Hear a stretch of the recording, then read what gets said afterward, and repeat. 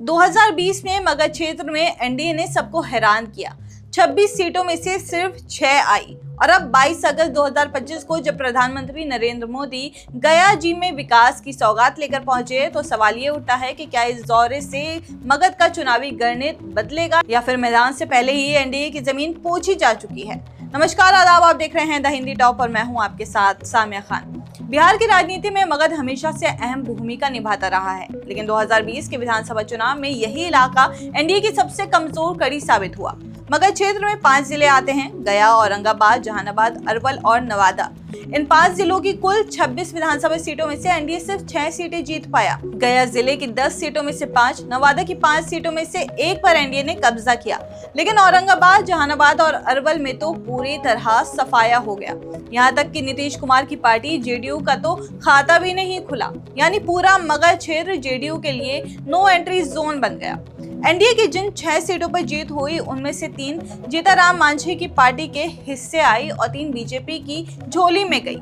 इस तस्वीर से साफ दिखता है कि जो इलाका कभी एनडीए की राजनीति का मजबूत गढ़ हुआ करता था, वही आज बोझ बन चुका है। इसी पृष्ठभूमि में 22 अगस्त 2025 को प्रधानमंत्री नरेंद्र मोदी गया आए।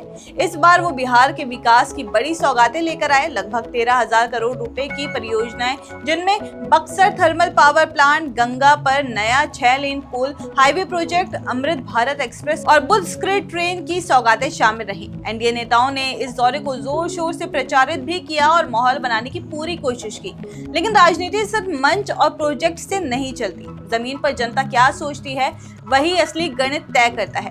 यही कारण है कि जब मोदी गया पहुंचे तो विपक्ष ने करारा हमला बोला। लालू यादव ने कहा कि मोदी नीतीश की राजनीति का पिंडदान करने आए हैं। तेजस्वी यादव ने इसे झूठ और जुमलों की दुकान बताया। इन बयानों से साफ है कि विपक्ष इस दौरे को चुनावी चाल से ज्यादा कुछ नहीं मान रहा। असल में ये दौरा विकास और उद्देश्य तो है, लेकिन इसका असली मकसद एनडीए कार्यकर्ताओं को ऊर्जा देने और उन्हें एकजुट करना है। सवाल यह है कि क्या सिर्फ इन परियोजनाओं से जनता का मन बदलेगा? क्या मगध में 2020 के निराशाजनक नतीजे सुधर पाएंगे? जमीन की सच्चाई ये है कि अभी तक कोई बड़ा बदलाव दिख नहीं रहा। गांवों और कस्बों में लोगों की राय सुनने पर यही लगता है कि हालात पहले जैसे ही हैं। एनडीए और खासकर बीजेपी के लिए कोई लहरबंदी नहीं दिख रही है। उल्टा माहौल ऐसा बन रहा है कि 6 सीटें 2020 में मिली थी, इस बार वो भी हाथ से निकल सकती हैं।